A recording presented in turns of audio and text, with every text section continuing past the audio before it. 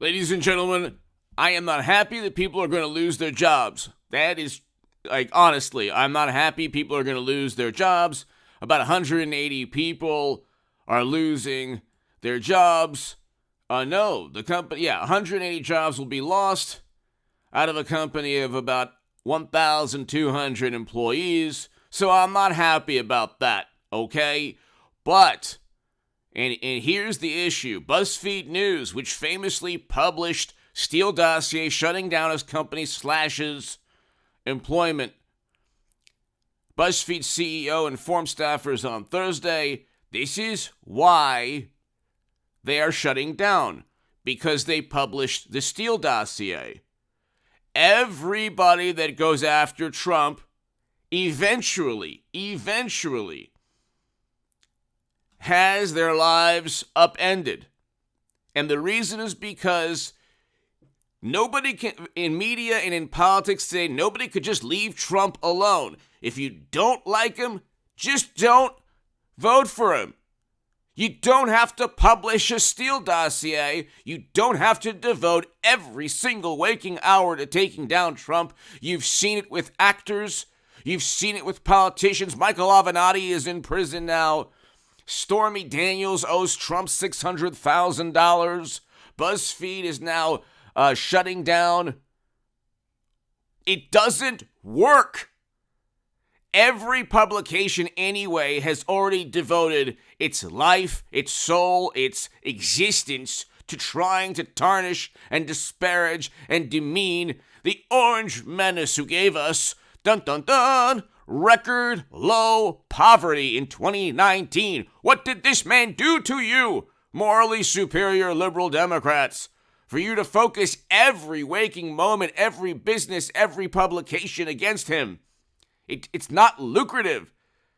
Almost half the electorate will always choose Trump because he was a good president. It doesn't matter how much disdain you publish. And so we had record low poverty, a great foreign policy. He brought Americans home. This is important to people. It's more important than his personality, which you've tried to turn into some kind of otherworldly entity. But here, it's BuzzFeed News shutting down. Wall Street Journal, BuzzFeed News is shutting down. And Vice World News could be next. This is not just about BuzzFeed and Vice. The Washington Post is no different from BuzzFeed. The Times, The Atlantic, The New Yorker, New York Magazine, Vanity Fair, Esquire, Rolling Stone. I'm not wishing anything upon anyone. I honestly don't want anyone to lose their job, although I despise the quote-unquote reporting. But if you, in a marketplace, if everyone is doing the same thing, if every, ketchup, well, that's a commodity, but I'm talking about like a type of you have to differentiate. If every car was the same car, if every computer was the same computer, okay, you wouldn't have an industry. You need to have some competitive advantage. What on earth was the competitive advantage that BuzzFeed News had? It published a dossier that was completely false. That was purchased by Clinton and the DNC, and 6 years later, it's shutting down.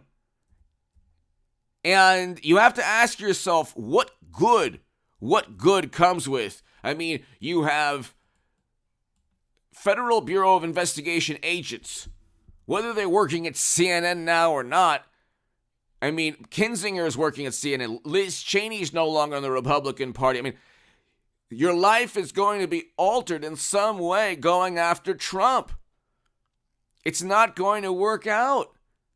You're probably not going to, the skeletons that you have going after Trump are going to come out.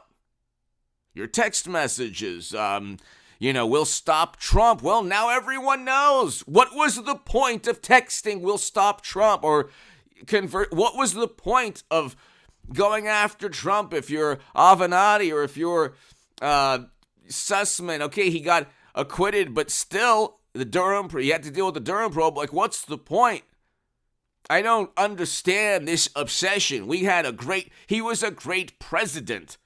His personality is in large part decided or, filtered through the media venom and vitriol. Hit subscribe to this channel right now. It's not I don't say this is a great day because people are losing their jobs, but this is what happens when you go after Trump. When you go after Trump, your skeletons will be unleashed for the world to see. And anything that you do, and any disadvantage or lack of a competitive advantage, or you're not going to make money, you're not going to move up in the world. I mean, the only people who really made out is the Honorable James Comey.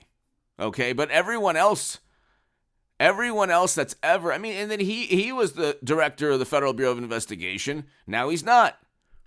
So hit subscribe to this channel if you want to read my writing on The Hill, The Huffington Post, Salon, The Jerusalem Post, The Federalist, and other publications. Go to hagoodman.com. Email me at contactgoodman88@gmail.com to be part of a newsletter. My super thanks is below next to the like and the share buttons. And the super thanks is below. Oh, the super thanks, yeah. I just repeat myself. The Patreon is below also. Anyway, to my new Patreons. But you have to ask yourself, here, BuzzFeed, Steele, Dossier.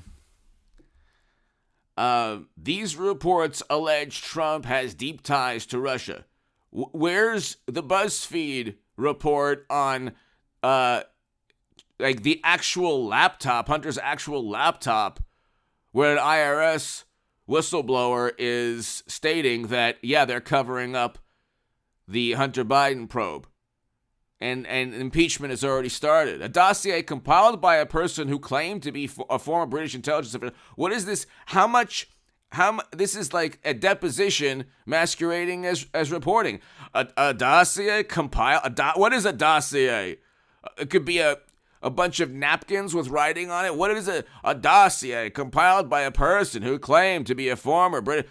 Oh, it was the person an intel agent, or he claimed to be a former. Alleges Russia has compromising information on Trump. Do you think anyone has compromising information on Hunter? Well, have you seen the photos?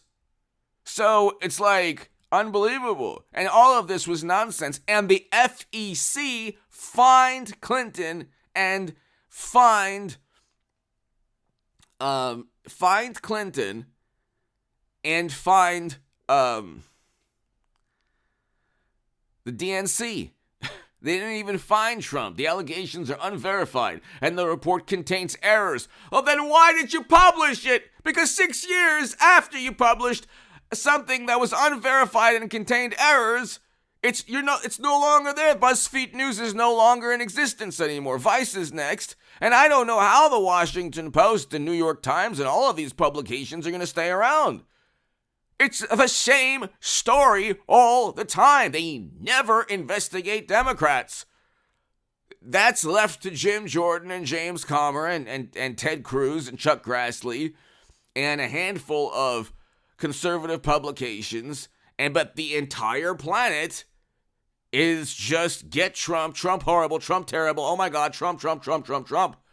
It's like this obsession with Trump does nobody any good. Here's a message to all of media, okay? You're not going to stop Trump. Half the electorate doesn't trust you. 70% of Americans do not trust cable news media because they don't, even if they don't like Trump, it's too much bias. Everybody knows this.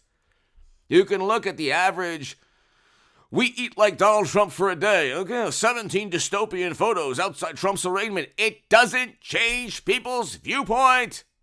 Neither did the Steele dossier, although all of this serves to bolster support for the Democratic Party and nothing else. Give me your thoughts below. Hit subscribe right now. I'll be back in about an hour.